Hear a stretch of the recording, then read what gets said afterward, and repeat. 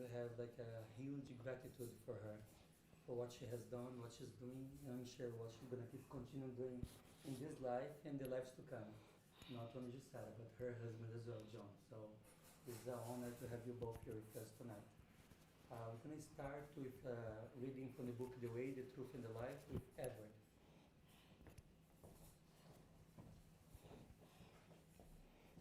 Good evening, everyone. Nice to see you. I thought this message might be appropriate in the Christmas season. For gifts. Every good. Ele me fez tirar, né? Life on earth will take a new course when people finally realize unless God granted it, they can possess nothing without. A wise old saying goes, do your part, and the Lord will help you. Recognizing the lofty meaning of this exhortation, we're compelled to realize that even regarding the acquisition of professional titles, people are still God's children who must work hard for a number of years so that the Father may grant them a certificate of competence through human teachers. As with material achievements, the same applies to the achievements of the Spirit. Obviously, every good and perfect gift comes from God. But for us to receive benefit, we have to knock at the door so it may open to us according to the gospel recommendation. Do you want the gift of healing? Then begin by loving the sick and being interested in providing for their needs. Do you want the gift of teaching? Befriend those who teach on behalf of the Lord through works and uplifting words. Do you await the gift of virtuousness? Then discipline yourself. Do you want to speak wisely? Learn to be silent at the right moment. Do you desire access to the sacred circles of Christ? And get close to him, not only by means of uplifting conversation, but also through the self-denying attitude similar to his when he lived on the earth. Such excellent qualities are gifts that come from God. Even so, each one of them has its own door and requires a different key. What a beautiful lesson for tonight, yeah? We're gonna do our opening prayer. Invite everyone to close their eyes if you feel ready. So here we are in this evening, with your hearts full of gratitude, celebrating our brother Jesus throughout this month, throughout our whole existence. Thank you, dear Lord God, to allow us as a family be around night in this evening. We pray that the good spirits embrace our sister Jussara and allow her to speak words of consolation and wisdom to all of us. We ask you, Lord, that everyone who is here in this evening may feel your presence a little strong within our hearts. We pledge for your guidance and your benevolence to spread this light to all the members and volunteers and attendees of Enlightenment Spiritist Society in the Spiritist group of New York as GNY. Our gratitude for the mentors of the United States of America and the mentors of New York City to allow us to be here in this lifetime, in this moment. And we ask, Lord, permission to start this celebration.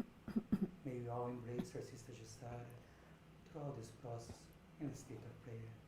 So be it. Thank you. Our sister Vanessa Godoy will present you. Thank you. Thank you, Jussara. Hello, everyone. So we are very happy to be here with Jussara, with our friends and community at IESS to celebrate Christmas, and with the beautiful, I'm so sure, beautiful lecture by Jussara. So let's know people who don't know Jussara. Jussara Korngold serves as the General Secretary of the International Spiritist Council and is the former President and current Vice President of United States Spiritist Federation. She's also the Executive Director of the Tri-State Spiritist Federation, as one of the founders and the President of the Spirits Group of New York. She has been deeply involved in dissemination of Spiritism, thank goodness, thank you, and a dedicated author and translator. Jussara has worked on translation and publication of Spiritist books and materials since 1993. She's fluent in Portuguese, English, French, and Spanish, with a degree in economics and a postgraduate specialization in finance. Jussara is actively engaged in philanthropic efforts for underprivileged children in Brazil. She serves as the Executive Director of the Data Institute in New York, Brazil Child Health Inc., published books, Those Left Behind, Eternal Voices, Enduring Gems of Francisco Cândido Xavier, a practical guide to magnetic and spiritual healing, inner transformation, transcendence, life in the hereafter.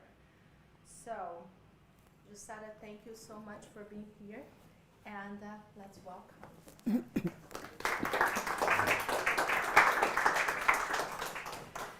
Hi, good evening, everyone. I know I'm not the main attraction today.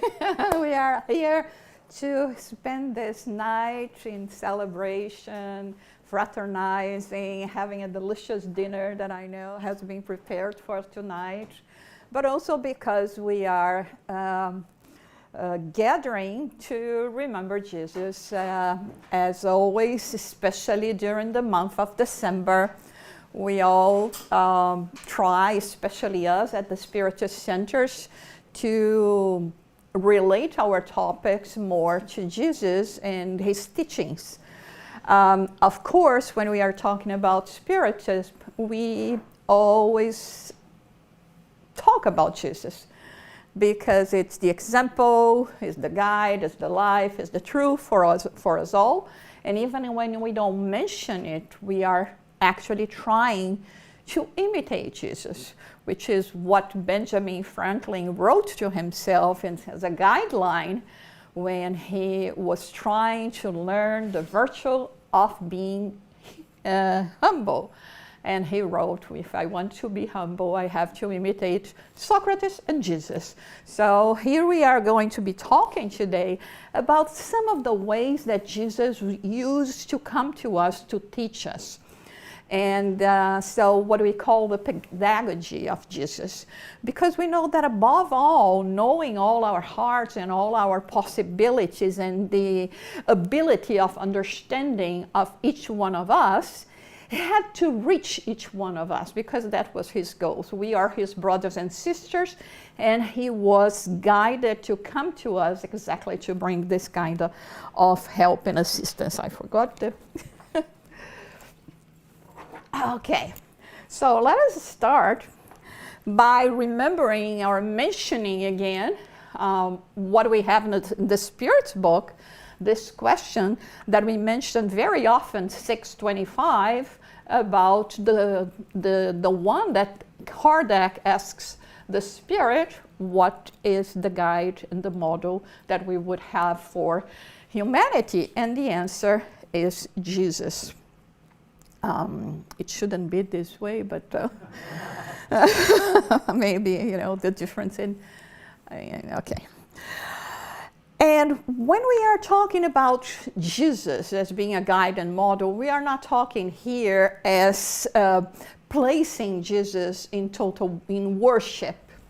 Because yes, we understand that the Spirit is the most elevated Spirit that has reached us, the one that has been teaching us, but it's a Spirit like ourselves. And he never wanted himself to be worshipped. He was always indicating, You can call me master, but I'm not the Lord. I'm not the one that is good. I'm not the one that is behind all that. He was always referring to God. So here, more than just worshiping the man, we are talking about his deeds. We are talking about what he did and how he came and brought us teachings and brought us, all this knowledge and examples so that we could follow. In this sense, he had, we can say that Jesus had a very deep understanding of each one of us. And can you imagine how hard it would be for Jesus to address us all in the 21st century? So imagine that in the first century. So how less capable of understanding things, of vocabulary, of everything, how difficult it would be for Jesus to try to bring this enlightening knowledge to us all.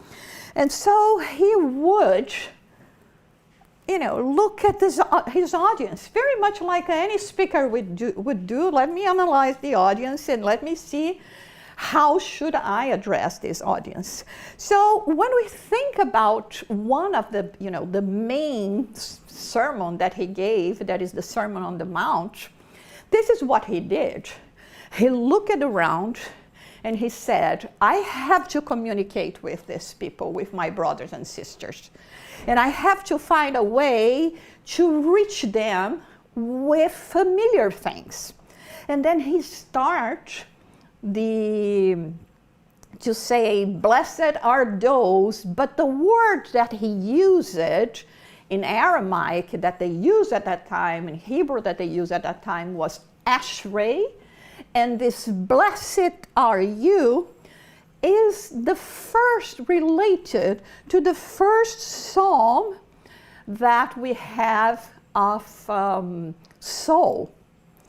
So everyone that knew a little bit of the scriptures at that time knew this first verse of soul.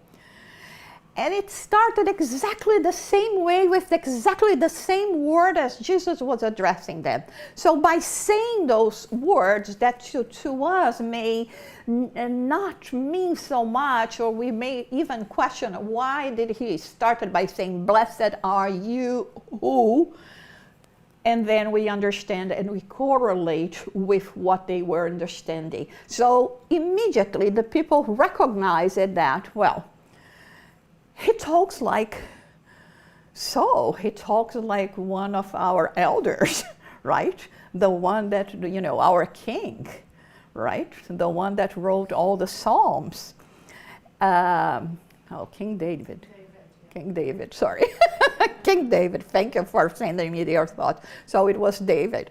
So he started by getting into the hearts of people with those words.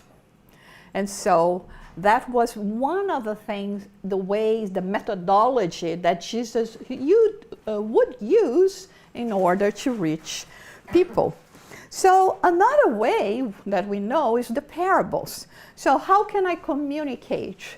Not only the parables make it easier for us to remember things, but it was the way that people would communicate. And actually, even nowadays, when we think about Jesus' teachings, it's so much more or easier for us in a way to say one of the parables than actually remember even the Sermon on the Mount, to say it in the perfect order. But the parables we do remember. It's easier for us to recognize that. So one of the ways that he used in terms of his methodology, his pedagogical way of reaching us, is through emotions. I'm going to touch you in your inner emotions. Another one would be his personal example. Instead of just telling us what to do, he would do it himself. Another one was to lead us to reason, to think about what he was trying to tell us, the teaching he was trying to give us, and recognize or not whether this was valid or not. And he would leave people or invite people to live it out, leave the situation, in the sense that, you know, a mother will tell a child, you want to learn how to bake a cake? Come here in the kitchen with me, and you are going to bake a cake. So now start doing this, and that. So this is, you know, teaching others with, you know, you putting your hands to work, what to do. So the first one, emotions. We have this parable where he shows compassion in the healing of this paralytic on a Sabbath. This was a man that was suffering. He was invited to go to the house of this famous Pharisee. And of course, Jesus was very defying at his time. And it seems that all his major works, he did it exactly on a Sabbath, on a Saturday, when it was forbidden to do anything. So there was this man that was suffering, and he calls the man to come to himself. But before he does anything, he asks everyone, is it lawful to heal on the Sabbath or not? So he was asking them, are you going to validate me, or we'll just leave this man suffering? And no one dared to say anything. No one said anything.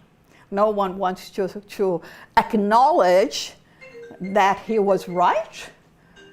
But of course, they couldn't go against the law. And so they just kept silence. So Jesus came and healed the man. And then he says, if one of you has a child or an ox that falls into a well on the Sabbath day, will you not immediately pull it out? So this is how the work with our emotions. Put yourself in the place of this man, or think about a loving one, a loved person that you have that is in need of assistance, but because it's Saturday, I cannot do anything, and I will not do anything. I'll just leave the person to fend for it himself or herself. So this is how, in many occasions, we will find Jesus working with, this is not reason, it's emotion. Do you have compassion? Don't you see the condition of this man? It's now, or tomorrow will be someplace else. Don't you feel sorry for this man? So this was one of the ways that Jesus would do. The other way that we mention is the own examples, which is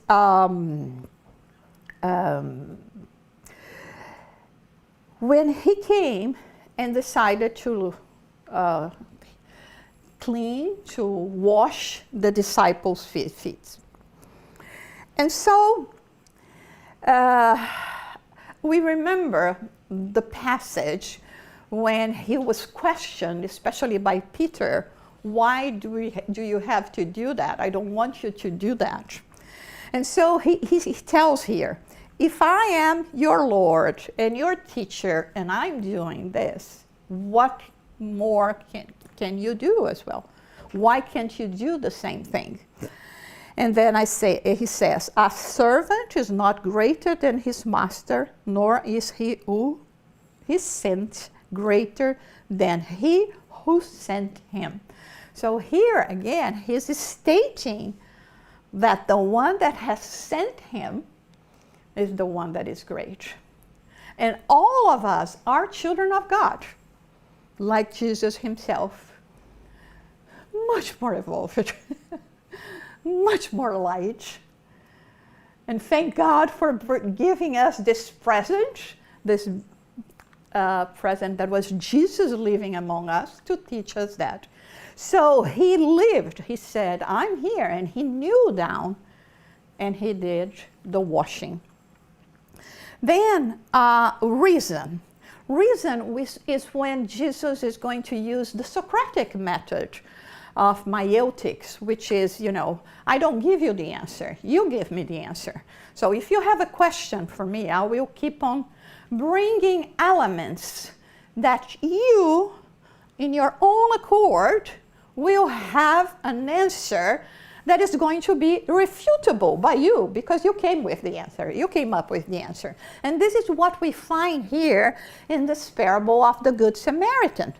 This expert of the law comes to him, asks, how can I go and have eternal law? And he asks, what is written in the law? And then he replies, because of course he knew exactly what was written in the law. And he replies this, and he says, yeah, you do that and you live. But he says, how can I do that? So he wanted to see what Jesus would come out with. And then he comes with the parable of the Good Samaritan, that man that was robbed and left on the road to die. And then we have a Pharisee, a Levite, and just the Samaritan, when goes there, helps him and take him to be assisted. And then Jesus asked him, so which one was the one that acted according to the law? And he says, well, the Samaritan. And then he says, well, then go and do the same. How can you, coming up with this answer, can say, no, it's not right? It's my answer. It's my line of thinking. So that, I mean, can you imagine how hard it is to have this kind of conversation? I was watching, I'm very much into trying to learn Socrates and understanding Socrates, and people use, I mean, according to what they say in the documentaries, that it would be really unnerving, an unnerving experience to talk to him, because he would never give you an answer. It was always going to be like that, a ping-pong conversation. Like, you send to my court, I go back to you. You have to come up with the answer. So it was exhausting until you come with the right answers. But this is really, especially when we are still at the stage that we do not accept so easy what others are saying, we should be, questioning and coming to reason ourselves. But then we talked about, let me take my child to the kitchen to learn how to bake a cake by herself or himself. So Jesus would do that as well. And we have this lesson on the book Light Above by Brother X, Humberto de Campos, where he talks about exactly one experience of this nature that Jesus used to teach one of his disciples. And so, before that, I always like to, oh my God, I wanted to go get back. Oh my, sorry.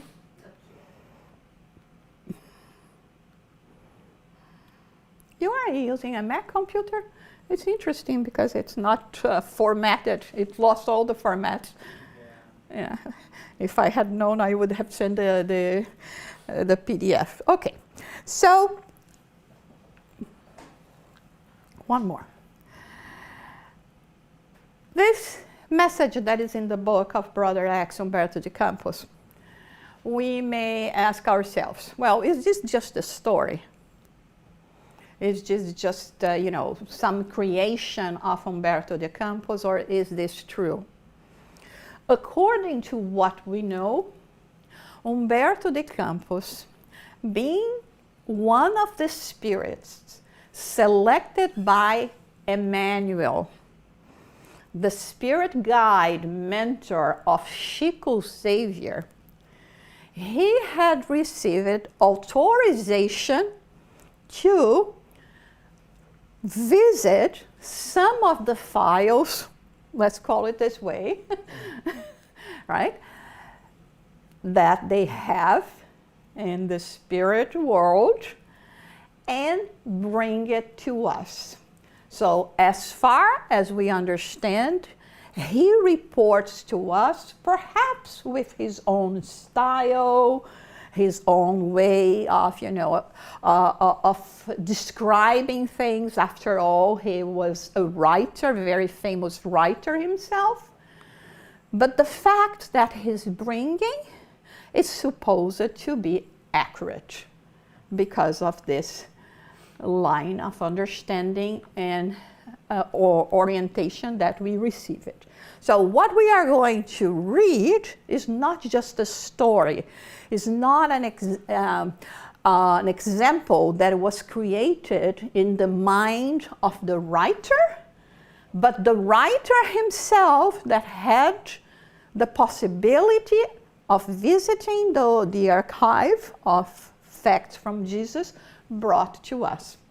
And in the same way that maybe he took some literary freedom in terms of, writing, when I speak and I relay it to you as well, I will do it in my way. But the way that he brought it is the way that we will see in the next slides. So he starts by saying that Philip, the old fisherman, faithful to the prophet Nazarene, meditated often enough on the greatness of the gospel and began to monologue within his soul. So here we are talking about one of the disciples, the 12 disciples. And this one that we are going to be using as the example that we said that it's one that Jesus is going to lead, to learn by himself, is Philip. When I was, reading that and researching for this talk, I thought,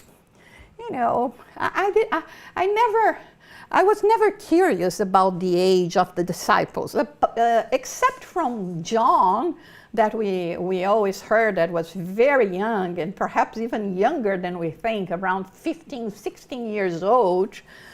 The other ones we don't know, right? And even when we see the Netflix series, Netflix, I think it is Netflix, or the Chosen, John doesn't seem so young, and he should be much younger. But anyway, I was thinking about why he would call Philip old.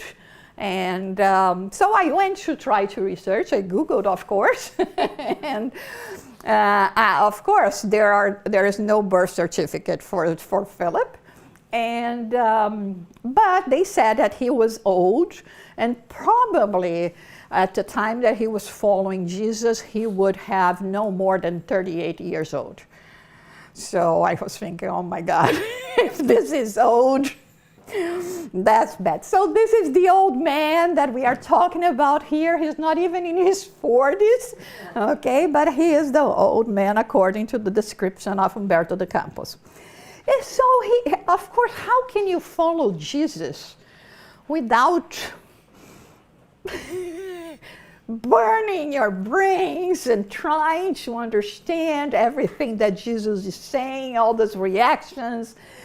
And I'm sure it happened with everyone, and of course even more with the disciples.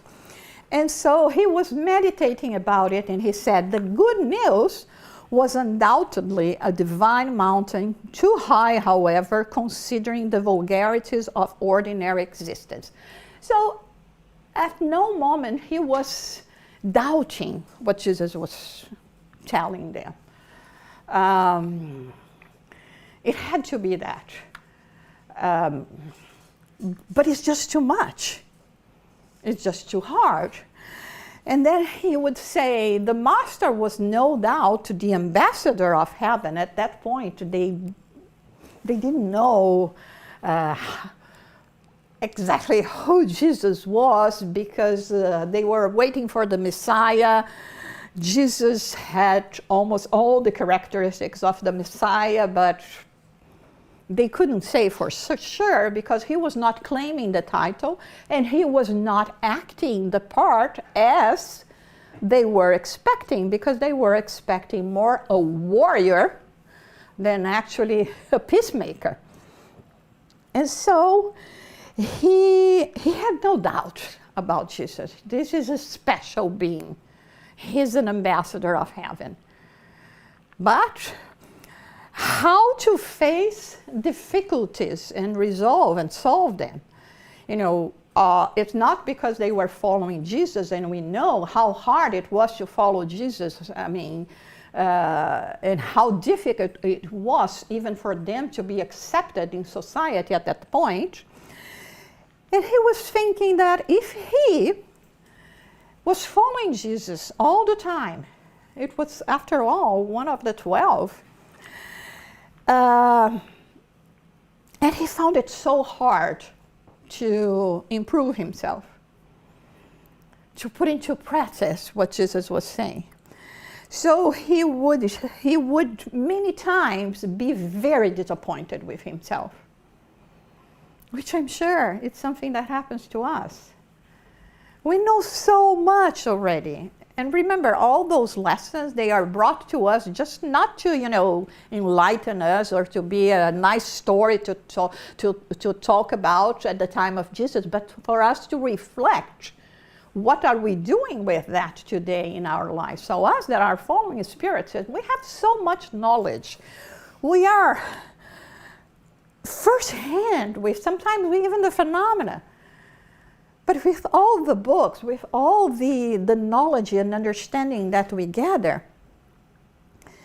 so he would think that at being disappointed at himself, that how can someone achieve that? The good news are transcendent. Jesus is the ambassador of heavens, but I'm a disappointment because I cannot do that, and I'm following Jesus 24/7. So he would think, it's too far away from me. And that's many times what leads us not to keep on going in so many of our endeavors. I would like to learn how to play the piano. Never tried. I hope next incarnation I'm going to have the time. But we know how hard it is, and it's not the first time, the first year, maybe the first decade that you sit on the piano and is going to play a beautiful music. It requires effort. It requires you believing in yourself and having that as an ideal. So we have Spiritism as an ideal. We have all those messages of Jesus as an ideal.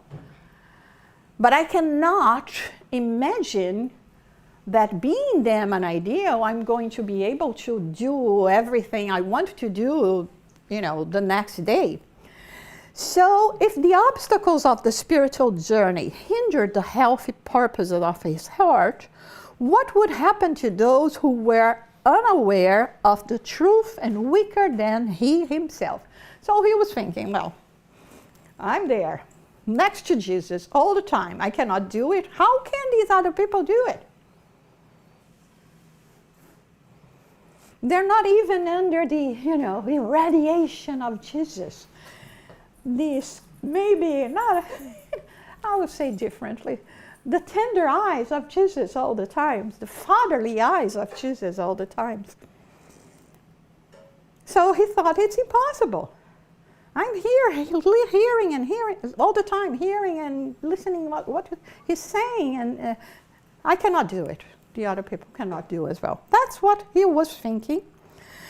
And so Jesus, that was not oblivious to everything, to anything that was happening around him, especially with the 12 disciples, he comes to Philip and says, do not let yourself be subdued, taken by such thoughts. It is indispensable to institute superior standards with the revelations of the summits, inspiring the travelers of life and stimulating them as much as necessary. So he was saying, it doesn't matter if they cannot understand anything, or all that I want to tell and to teach them. At least they have to know that there is a light at the end of the tunnel.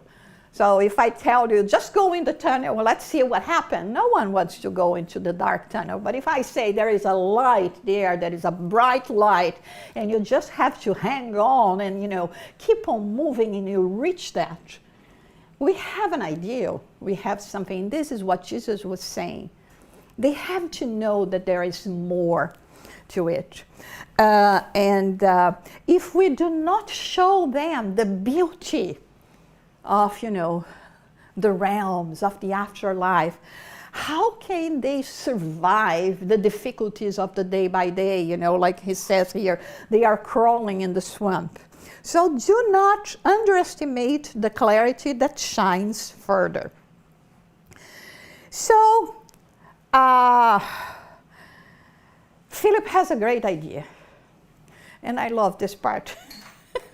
When he comes to Jesus, okay. But it still wouldn't be better to graduate the visions, to tone down a little bit. And I think, sometimes I think us, ourselves, very naive, unenlightened, saying, I have a great idea, right? Let's not do it. Let's do it less, because it's just too much for them. And how Jesus would hear that and would interpret all that. The love that we plead is universal and infinite. The majority of beings, though, suffer from narrowness and incomprehension. Many men even hate and persecute as if they practice excellent virtues. Some philosophers spend their lives and time enthroning those they know how to tyrannize. So he came in and started saying the reason why Jesus should reveal less, teach less, not be so open or, visionary, right? So he says, it is reasonable, therefore, to deem the light of revelation, lest the understanding of the people is obfuscated. Over time, our continuators would take care of more extensive information. So he has the idea complete. Tone down. Later on, some people will come and they will continue from the point where you stop it. And sometimes I think if we do not do that in Spiritism as well, sometimes I hear people say, oh, the future of Spiritism belongs to the children and the youth. Like, I want to remove my responsibility of today and just saying, you now, Mr. Young, right? It's up to you. So learn from me and then you continue doing, especially what I didn't do when I should have done. So this was the brilliant idea that he had. And of course, Jesus was listening to all that, pondering on all that, smiled, and continuing his thought, Jesus said, it's not the crown of the mountain that disturbs the plain. And this is when the hands-on work is going to be started. And he says, if obstacles emerge in us, for us in our ascent, those difficulties belong to ourselves. A star always benefits and invites to high reasoning. Nevertheless, it never bothers. So do not curse the light, since every impediment in the celestial kingdom building lies within ourselves. And this is exactly what we do not want to hear. Right? That we are the ones that are dimming the light of ourselves and even others, or the advancement of our world. So it has nothing to do with the existence of more beautiful planes than ours, of the sun, of the stars, of the knowledge that enlighten us. It has to do with us ourselves. How much are we letting us be affected by our day-to-day lives in a way that our light is not going to shine? So he says, I don't understand. I cannot understand all this clearly. Of course, we are talking about the possibility of the Spirit. How could he, Philip, at that moment, understand all the layers that this teaching that Jesus was bringing to him was revealing? In so few words, he was saying, it's not the light of others that are going to obfuscate you. You have to have your own light. It's not the teaching, it's not knowledge that is not going to make you advance. Actually, it's knowledge that is going to make you advance even more. It's not keeping on ignorance. It's not about you having possibilities to act on this right now, but learning now and trying to act as much as possible. And it's not as much as knowing that all this exists, but dealing with your day-to-day lives and not letting yourself be impacted by things that are going to derail you from your path. So, just continuing meditation, and this is the end of the conversation. So one day he comes to Philip and says, Philip, come with me. We're going to walk together. And I can only imagine Philip, how happy he was when Jesus among the 12 said, Philip, come with me. And he goes, oh, wow. The master invited me to walk with him. And it's just me, you know. Yeah, right? Face to face, exclusive time with Jesus. Little did he know that Jesus would invite him to climb Mount Hermon, the highest mountain here, highest point on the east coast of the Mediterranean Sea, the tallest mountain in Israel, and the highest point in Syria. The day was beautiful, and he was, of course, at first following Jesus and looking at all the plains and the flowers and how nice the temperature and all of that, and he was so enchanted by the experience. But then they started climbing. They started going up, and it was no longer just green and flowers and the harshness of the climbing. The sun was starting to be too much, the sand, and every time they were, and the more they were climbing, the more they had pebbles in the way that would be making it more difficult for them to climb.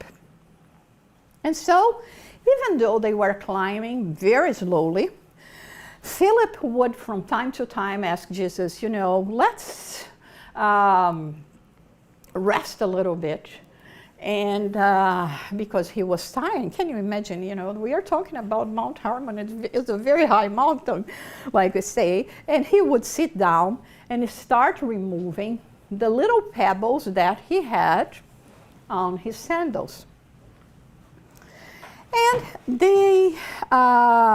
he would be doing that. They repeated this operation several times.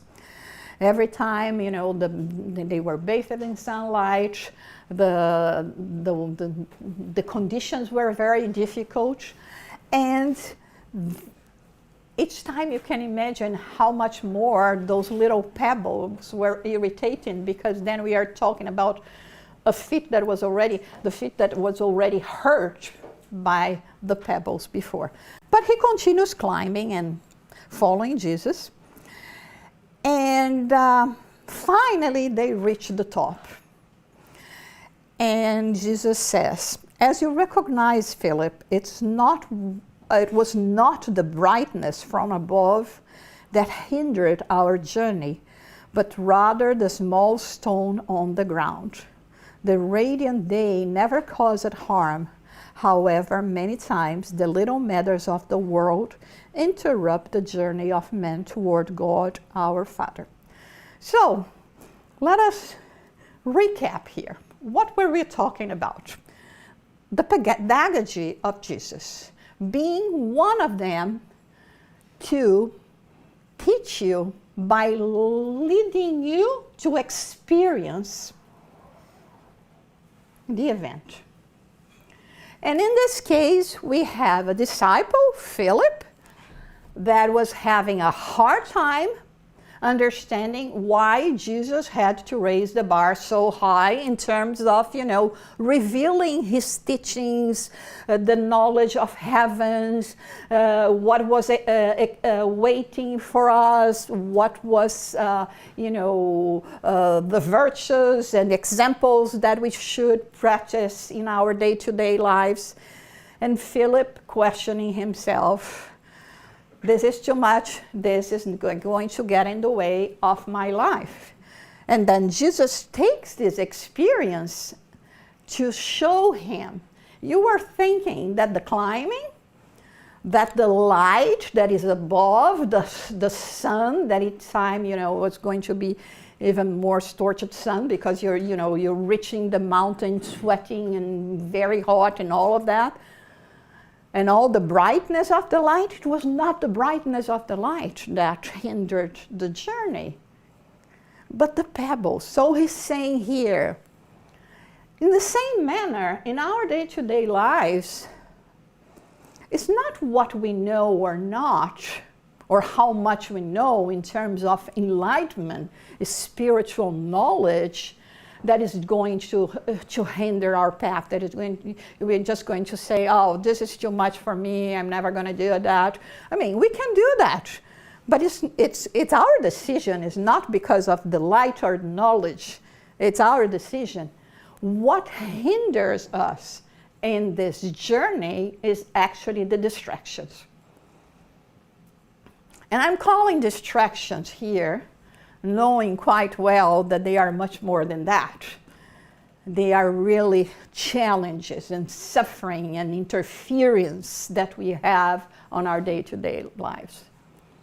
But Jesus is comparing all of that in relation to what we can possess to little pebbles that we are actually allowing to stop our march many times. And so he says, almost always, in order to continue toward the high and sovereign duty, our soul requires the cooperation of others, just as our feet need the protective sandal on this rugged path. This is really beautiful because it's not saying, Jesus is saying here, you don't have to go alone. You can ask for help. You can have guidance. You can have a support group. You can have things that protect you so that it's not going to be that hard. And I'm remembering a story from Chico Xavier. We can read in one of, the fact that happened to him in his life. There was a time, there was obviously a lot of times, but that was a specific time where he was going through a lot of struggles. And it was very hard for him, not to feel hurt and affected by all that. And because he could actually talk to Emmanuel, this guide, as we talk to each other here, he goes to Emmanuel and says, I need help. How are you not helping me more? Maybe not with exactly these words, but this is what he meant. And he said, listen, I gave you a raincoat. I gave you an umbrella. I gave you rain boots. I gave you a rain hat, what am I trying to tell you? That it's going to rain. Rain is going to come, but with all of that you have, meaning all the knowledge, the understanding, the words of Jesus, the passages that we have in the spirit literature, all of this is like, these garments that I gave to you to protect you so that you would feel less impacted by when the rain comes. And so this is one of the examples here. The sandals, although they were not capable of, keeping the pebbles out all the time, they were protecting. And this is the protection work that Jesus is talking about. We have our guardian angels, we have the spirits that help us, we have a Spiritist center to go, we have people from our community that we can reach out. So if things are difficult, if the pebbles are really hurting you, just do the same that Philip and say, I need a little pause now. Stay with me and help me in removing those obstacles, those things that are causing me pain. And then he says, every difficulty in the ascent resides in the insignificant problems of the path. Why? Because, we are human beings. We are living in a material world, like Madonna says, right? And we are so much more connected to everything that we see and that is here, and that I think is the only lasting things, even though we know about things, maybe sometimes I'm not so sure, or I'm not so sure how much sure I am.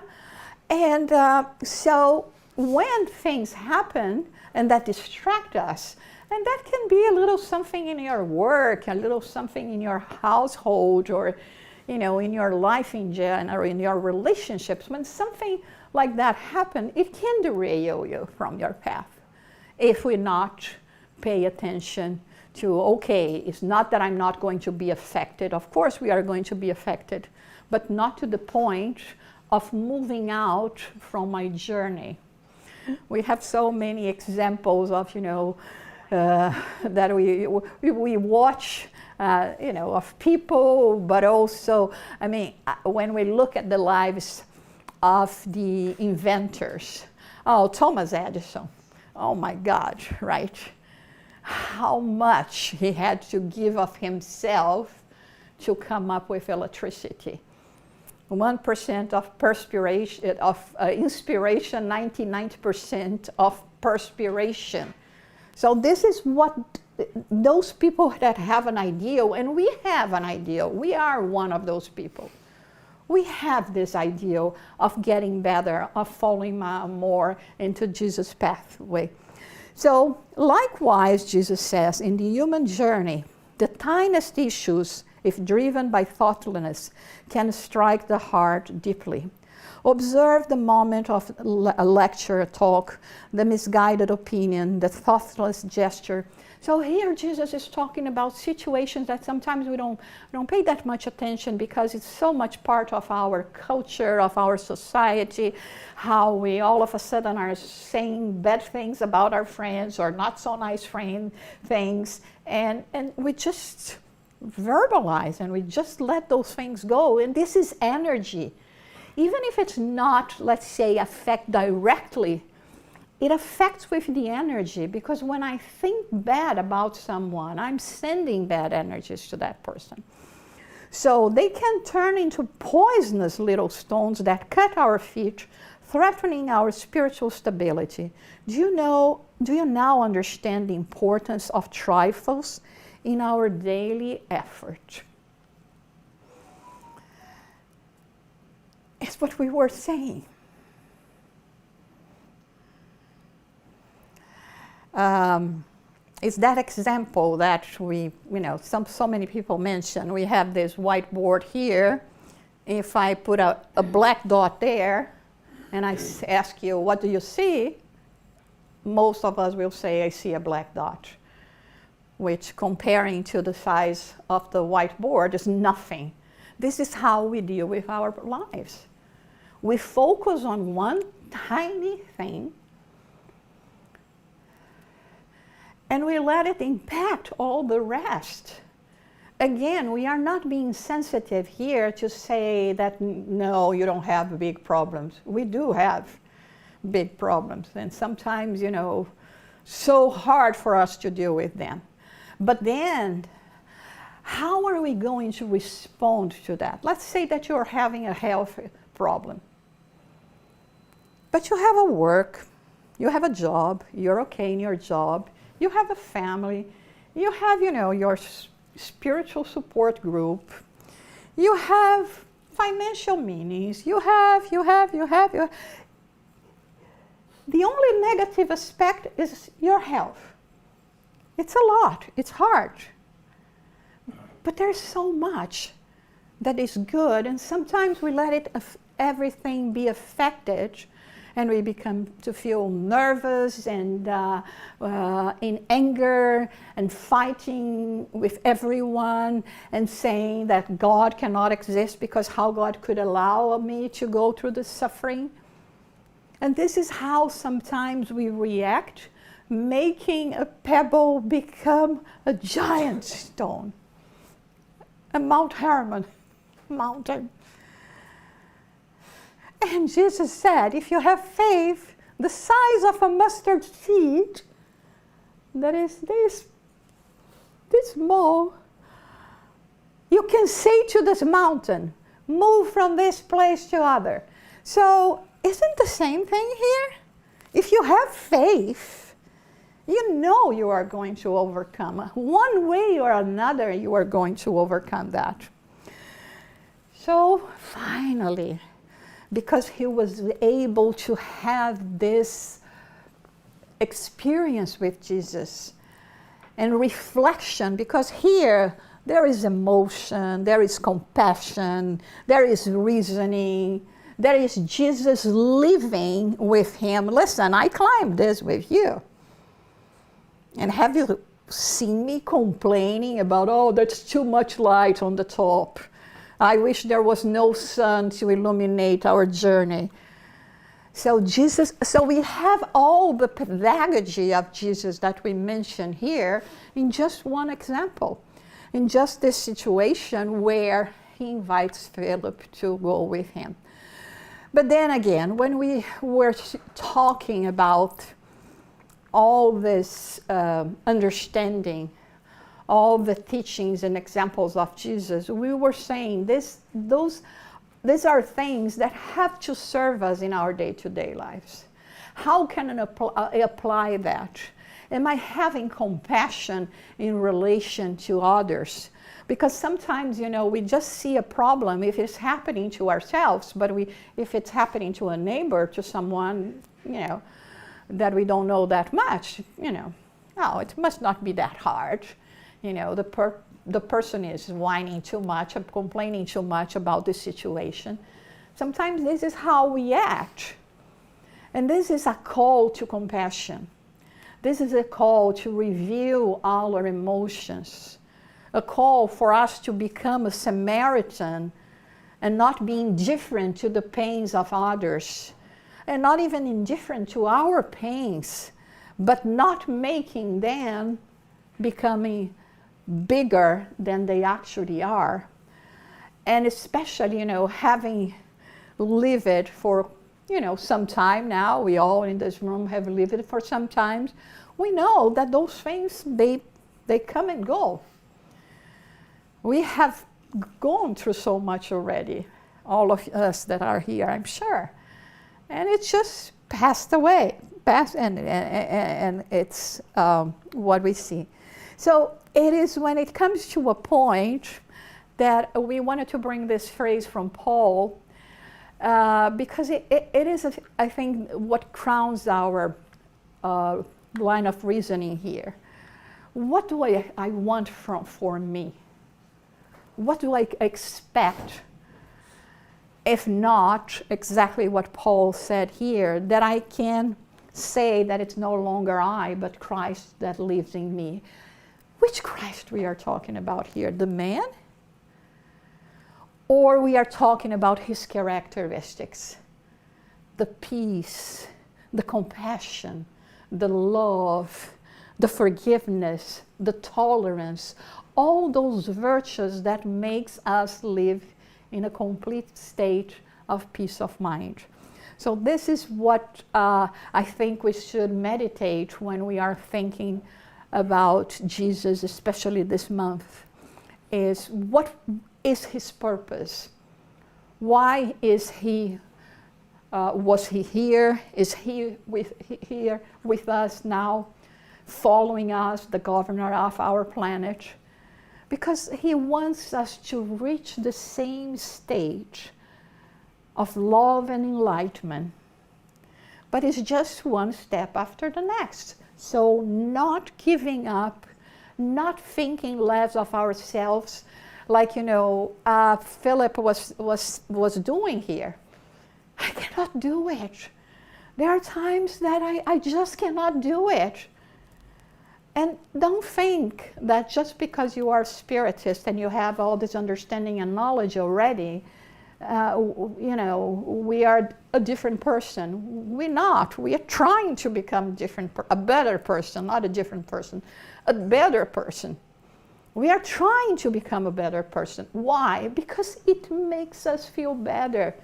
It's not because this is what God expects or because of Jesus said. It's because I can see and I have experienced already that when we do an act, a good act, I go and sleep well.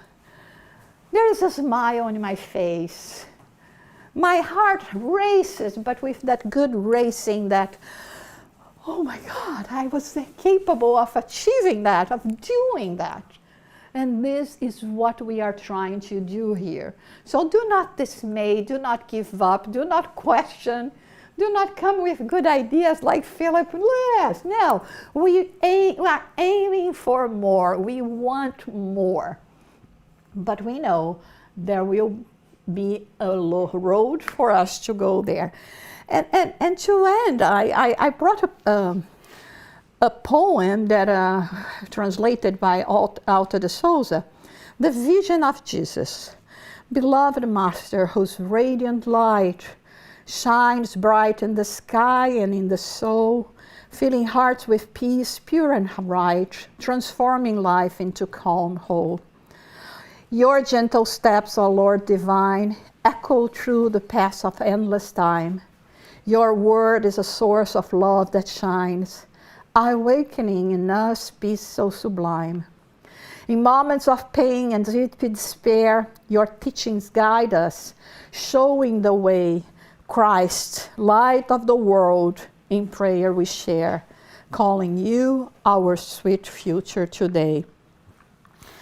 Let's hope arise within our heart, and faith lead us through each coming day. With your presence, love is a perfect art. And the last word, Kawe. Can you read for us the last word?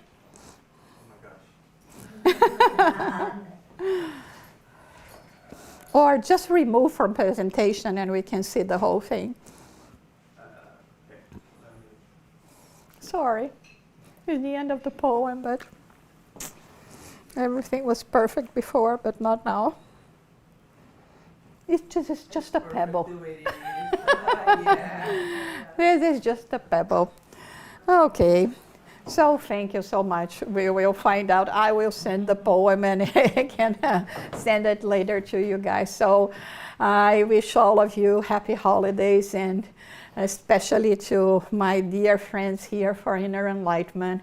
It's always such a pleasure to be here, to be with you, to see that in spite of all the pebbles, everything that comes in the way, the love survives, the brothership survives, and above all, the desire to follow Jesus survives. This is our aim, this is our ideal, and this is what we as a group can do to help each other to go there, because it's going to be so much nicer to reach the end of that tunnel in light and see everyone's face together. And he said, wow, we did it, we're here. And one pushing the other to accomplish and to reach that ideal as well. So thank you so much, and see you soon. Thank you,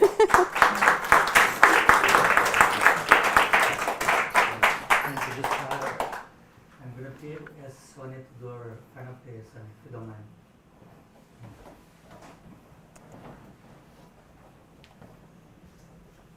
No.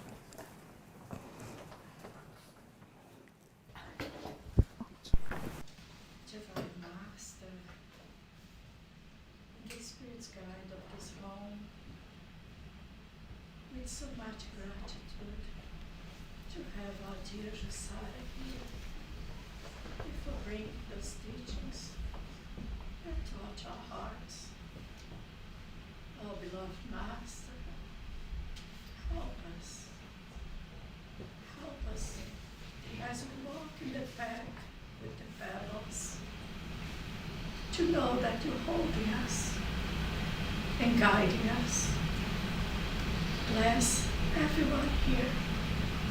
Bless this home and all the religions throughout the world, and each and every single our brothers and sisters throughout the planet. Thank you. So here. Thank you once again, Jussara, and thank you, João. The reason why I always need to remind myself to take both, because I never saw them alone. That's so beautiful when you see a couple for so many years together, but together in every single circumstance. It's really beautiful. They really came this life to do this job together, this duty. I'm sure they're going to continue doing the afterlife as well. So it's an honor to have both with us. The dinner is going to be served soon. Was prepared with so much love. Sonia, Elja, Janita, Adam. We just ask, because you always take a picture of everybody. I say that's my spiritual gallery. You're not going to see this life. When you pass away, there's a gallery in the spiritual realm, and you're going to be able to see all these pictures. But we always, sometimes we do in the end of the meeting, some people leave, and you don't have the opportunity to have everybody. So we'd love to have everybody on this side here, if you don't mind, to take a picture. Is that okay? Then we ask everybody just to stay outside for 2 minutes. We're going to organize the chairs and the food, and then you can come back and eat, okay? There's plenty of food.